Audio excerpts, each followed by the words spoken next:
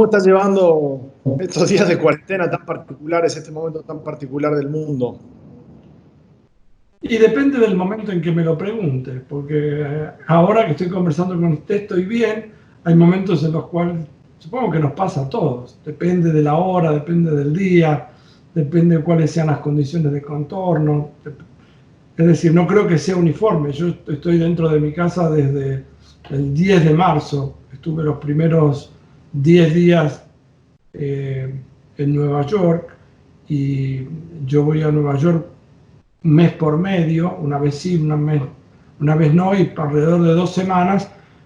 Y estuve, me imagino hoy, haciendo lo que estaba haciendo. Ya no hablemos de las universidades o de las charlas, la biblioteca, las librerías, las cafeterías en los distintos lugares, o los restaurantes, pero esencialmente el viajar en subte a la mañana y a la última hora de la tarde, que es el medio de transporte que yo uso en todas las grandes ciudades, que es espectacular. Y me imagino parado, agarrado, qué sé yo, en este momento no quisiera estar en ese lugar. Digo, qué raro que justo Nueva York se estaba incubando uno de los lugares, digamos, más calientes de todo lo que ha pasado en el mundo, salvo el lugar en China, el Wuhan, en la provincia, de donde todo parece que salió. Pero sacando eso, creo que Nueva York se transformó en un momento en ese tipo de lugar. Y yo haber estado así, yo cuando me enteré que estaban cerrando las universidades, me volví para Chicago y desde entonces me asusté. Bueno, creo que como nos hemos asustado todos. Y durante mucho tiempo decidí no salir ni siquiera, todavía no estaba establecida la cuarentena aquí en Chicago, pero igual yo quería estar, porque tenía miedo de estar infectado y sin saber estar infectando a otras personas.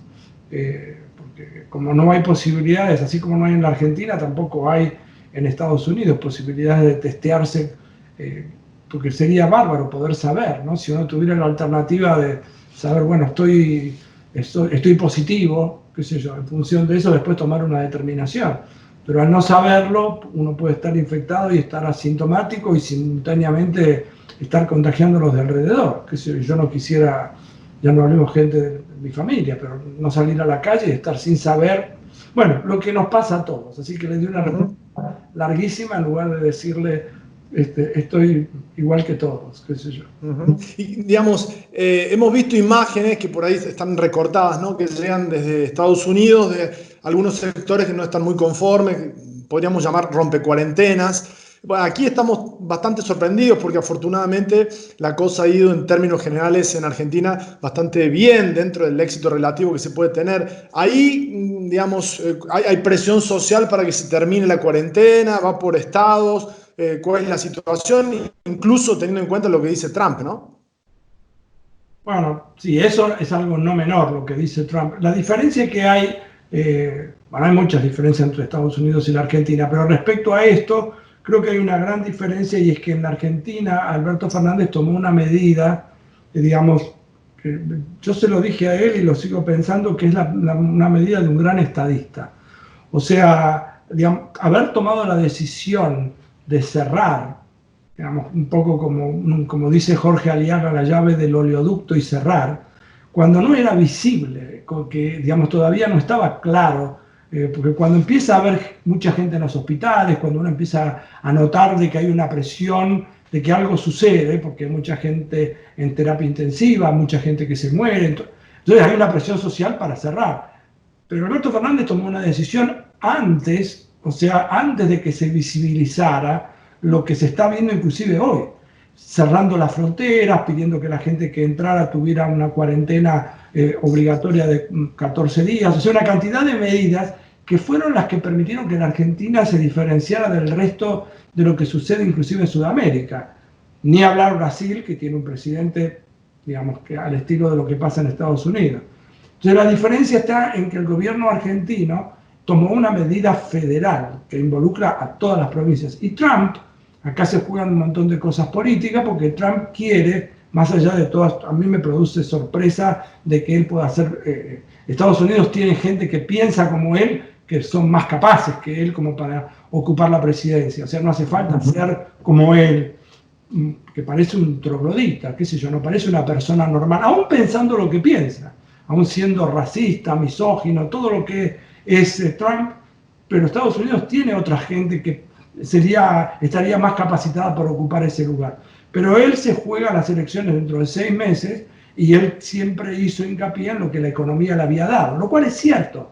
O sea, la economía floreció durante los 3 años y pico que lleva Trump como presidente, pero se le escapó todo en menos de un mes. Pero esto es desesperado. Cualquier cosa que atente contra eso, él lo ve como la posibilidad de perder las elecciones.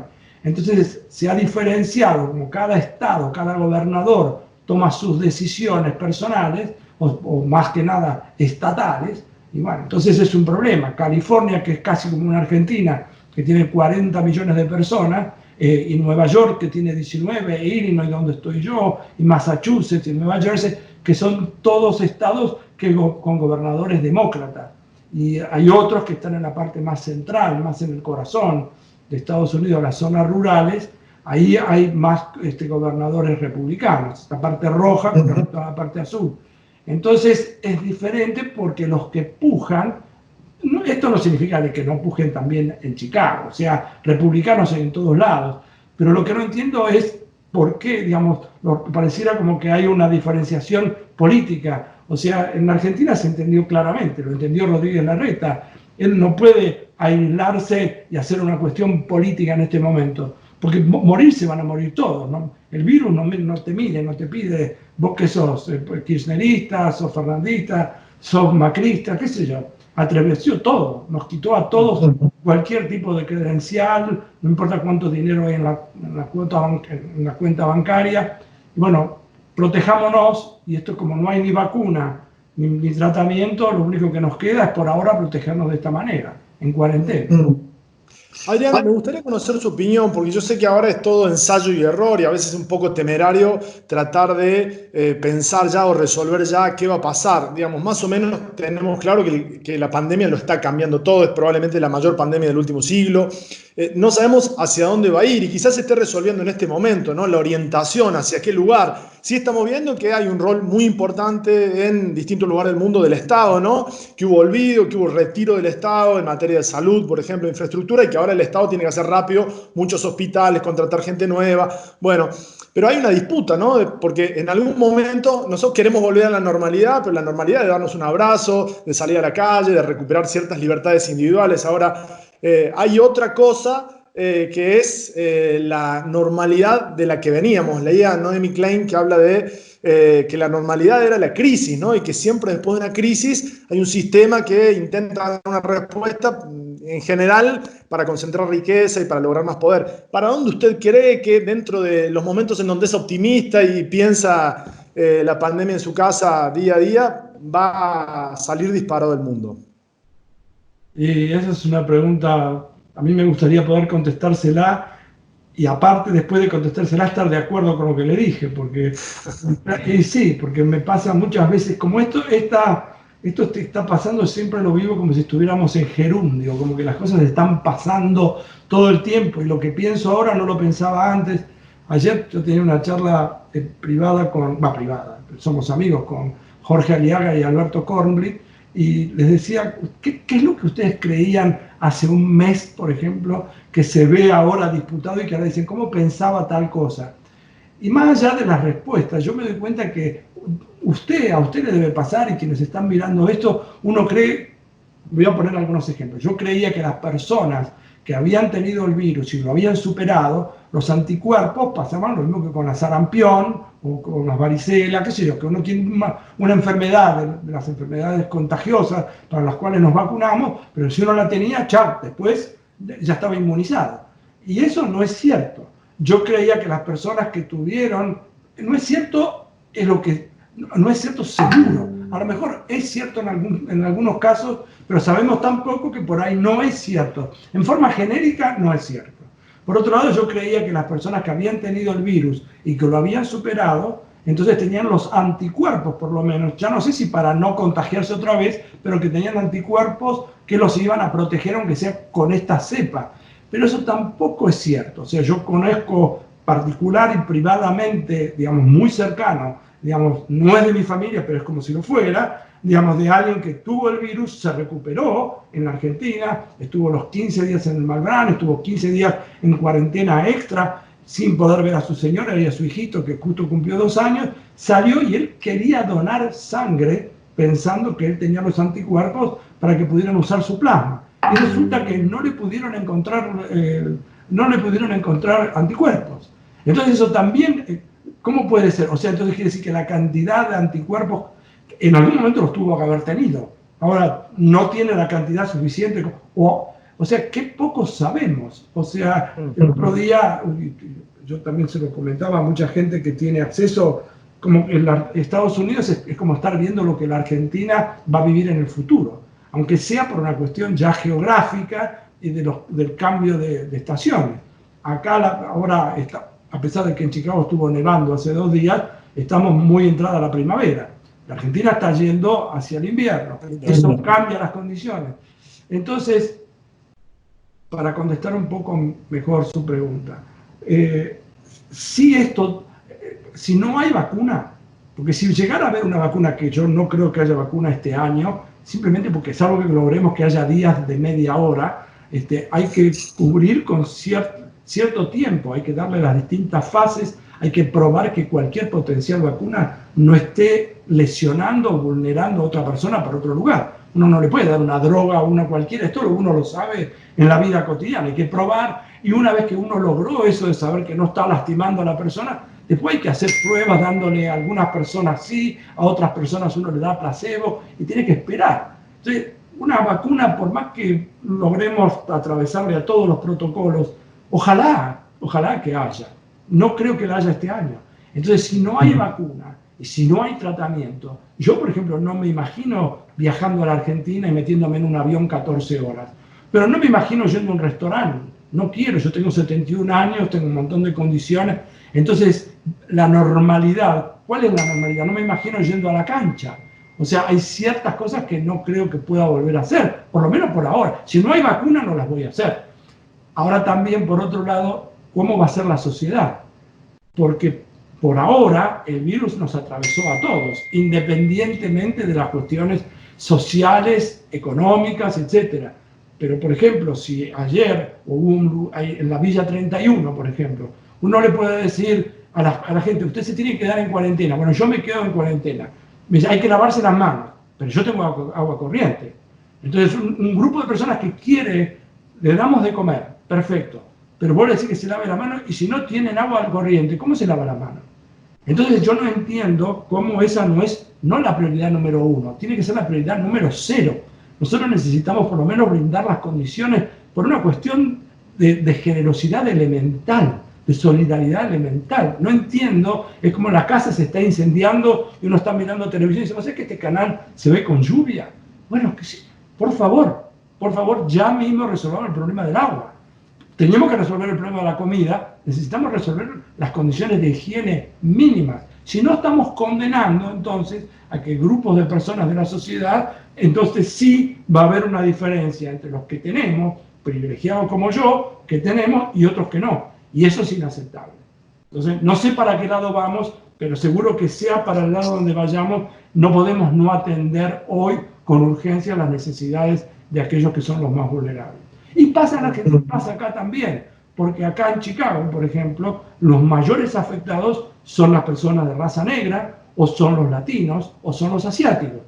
Y también están las personas que no tienen hogar. Entonces uno empieza a ver ya no solamente las cárceles, las prisiones, los institutos geriátricos, los frigoríficos, pero no es que los frigoríficos, la carne tenga algo particular, es porque la gente sigue trabajando amuchada de una manera que no es sostenible. Lo tiene uno, lo tienen dos, y el nivel de contagio después se esparce.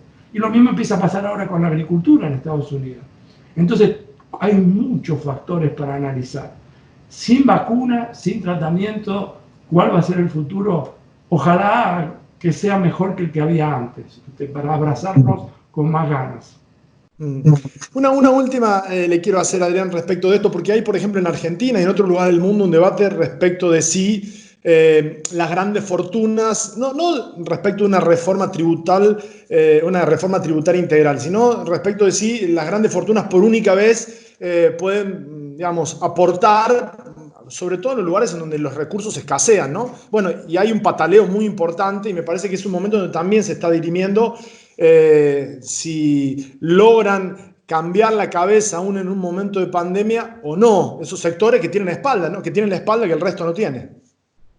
Y eso va a depender mucho también de cuál sea la reacción de la sociedad.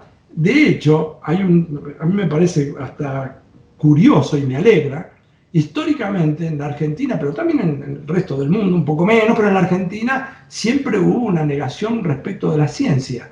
Digamos, de hecho, venimos de 4 años de un gobierno que lo ninguneó. De hecho, dejó de haber ministerio. Yo pensé que eso ya era un terreno ganado al río y que nunca más íbamos a volver para atrás. Y sin embargo, no fue cierto. El Ministerio de Salud y el Ministerio de Ciencia desaparecieron, pasaron a ser secretarías. Y hoy el mundo no va en búsqueda de la religión. No importa cuál religión. No va, digamos, esto es una sección cruzada de toda la sociedad. No le estamos pidiendo solamente a Dios. Le estamos pidiendo a la ciencia, a esa misma a la que le teníamos que pedir y a ver si le damos recursos o no para poder tenerlo. O sea, el macrismo logró lesionar, pero no derrotó a la ciencia argentina. Lo que pasa en el país con la calidad de los científicos argentinos es una cosa extraordinaria, es un orgullo. Yo lo vivo con la matemática acá en Estados Unidos porque me doy cuenta de cuánto se buscan a los matemáticos argentinos por la formación que tienen. Pero miren lo que está pasando ahora, donde gente que son físicos y que están trabajando en modelados, que no es la actividad propia de ellos. Miren lo que hizo Andrea Gamernick con la gente del Instituto Leluar, lo que se hace en el Malbrán y lo que se hace en todo un montón de lugares del país que yo no conozco, pero mi respeto no solamente para los trabajadores de la salud, para los trabajadores de la ciencia. Cuando se sienta Roberto Salvarezza, es como cuando se sienta Ginés. Se sientan y él representa a toda la comunidad científica. Y la Argentina se transformó en el 8º país del mundo que está en condiciones de producir los kits. Ahora, en un momento me decía el presidente argentino, me decía, supongamos que hace falta un respirador. En un momento en donde todo el mundo estaba en búsqueda de respiradores, ventiladores, yo ni sabía lo que era hasta hace un par de meses. Ahora, uno quiere ir a conseguirlo, no es que haya millones de fábricas. Todo el hemisferio norte, entre Estados Unidos, Europa, China, Japón, se compraron la producción de todos ellos durante 6 meses. ¿Dónde va uno? Imagínense lo que le sucede a Paraguay, o le sucede a Bolivia, o le hubiera sucedido a la Argentina. La ventaja es que la Argentina tiene la posibilidad de hacerlo. Los kits los puede hacer la Argentina sin tener que ir a comprarlos afuera. Afortunadamente, eso es independencia, eso es soberanía. Entonces, lo otro parecía que cuando yo lo decía en los programas, parecía una cosa teórica. Bueno, tener nuestras propias ciencias, Bueno, no, mirá, lamentablemente hizo falta llegar a este punto para que nos diéramos cuenta de que no era así. Es de carne y hueso la necesidad y evitamos muertes y damos posibilidades a la gente en la Argentina porque estamos en condiciones de hacerlo nosotros, sin depender de un reactivo o de una máquina que se produce en otra parte y que después no te la dan. No te la venden. Adrián, le agradezco este tiempo, le agradezco estos minutos, le mando un abrazo. Diga por ahí que no alcanza con inyectarse detergente en las venas, que hay que esperar los tiempos de las vacunas, los tiempos razonables. Yo estoy con la lavandina por ahora y me dan rayos ultravioleta. Gracias, Cristian. Ha sido un gusto para mí también. Espero no haber hablado tanto, que después usted me hace una pregunta, me dice buenas tardes y cuando pasaron 15 minutos.